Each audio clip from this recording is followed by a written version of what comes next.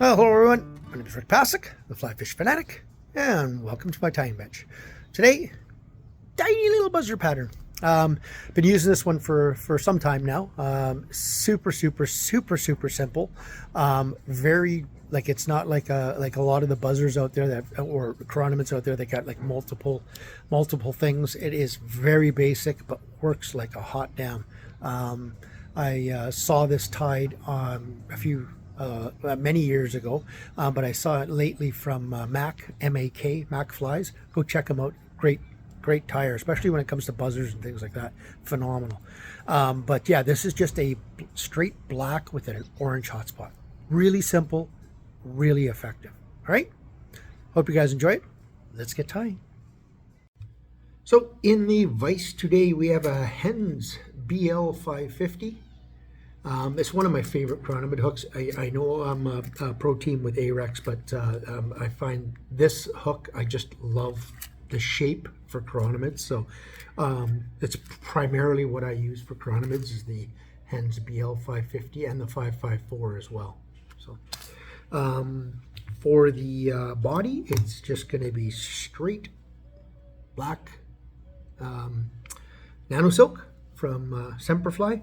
And for the rib, I'm using some Buzzer Flex. This can be found on Fly Life Canada, this brand, the Buzzer Flex Black. It's really good stuff. It doesn't, I find that it doesn't fray as much. So, and then for the hotspot, just some Semperfli Classic Wax 12-aught in orange. That's it. It's a really simple yet effective pattern. It's one of those ones that it just doesn't look like much, but it works very well. So I just always make sure I have some of these in my box. I saw this a while ago on another fly tire site out of the UK, Mac Flies, and I've been using it for a few years now. But so hopefully I don't whack the camera up because I'm using my cell phone, and I've got the phone quite close to make sure, because I'm using the front-facing camera. Sorry, the one that faces you, the selfie camera, just so I can see what's going on, right? And because of that, I can't zoom, so I've got to have the thing so super close. So I just got it touching wraps all the way back. Now I'm just going to come forward to right to the front here to about there, maybe back off just a bit. I'm going to take my piece of buzzer wrap, and I'm just going to, yes, and I'm using the old man magnifying glass because I can't see these little buggers that much anymore, especially since I started tying a lot of big tropical patterns and stuff. Sorry, I had that. And I pulled out because I was too busy yakking. There we go. I don't want it totally covering that thorax area, but it's totally fine. So, okay. So now I'm just going to give it a real good stretch, just in open spiral wraps all the way back to where I was there. Okay, and then I'm just going to take my little magnet that I got at the dollar store and just keep that out of the way. Just helps keep everything out of the way. Now I'm going to flatten my thread, counterclockwise spin, get it nice and flat, and then I'm just going to make sure that body is nicely covered all the way forward.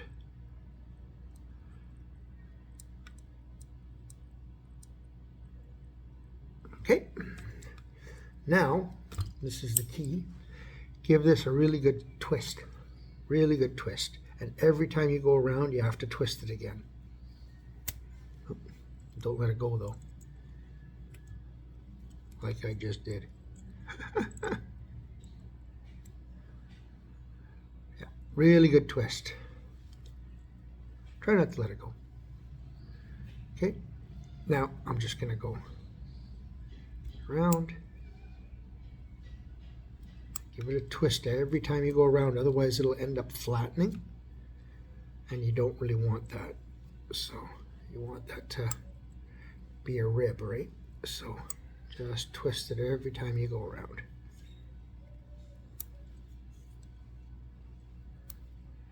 Up to there.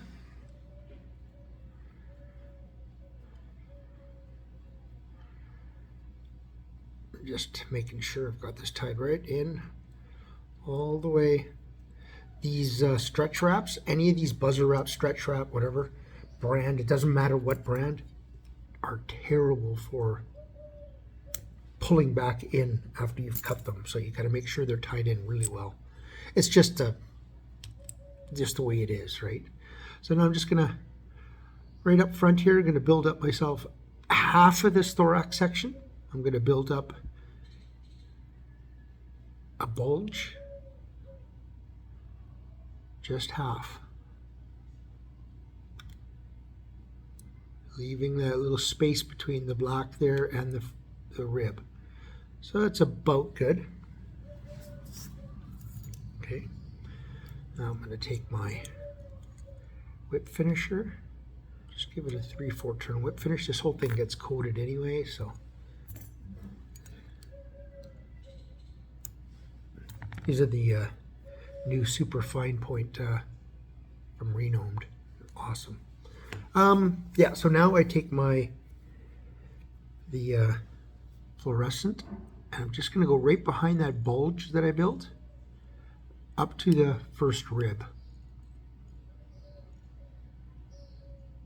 Right up to that first rib, and then back to that bulge. Cut off my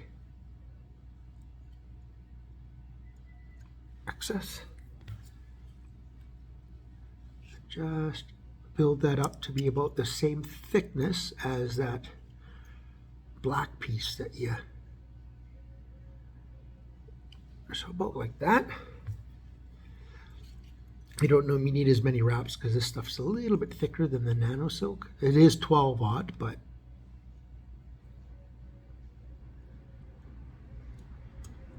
just pull that.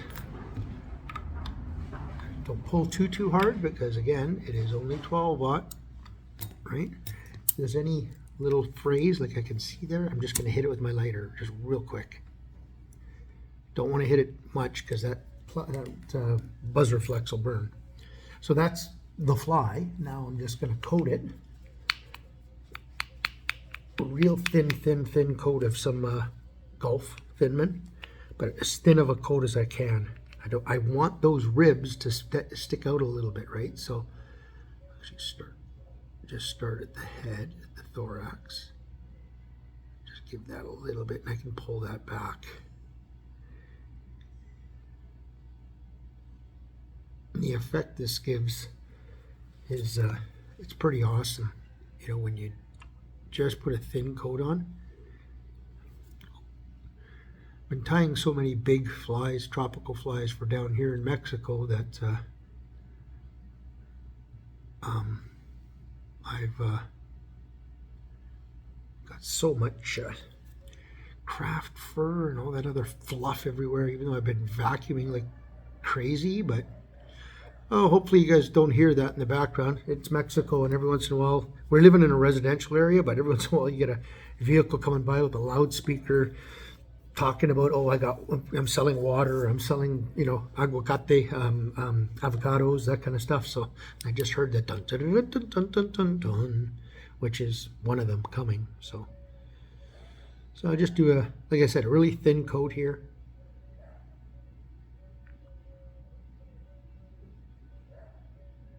Just hit it with my UV, and then I'm just going to take my Sally's and just give that another little thin coat, really thin with the Sally's.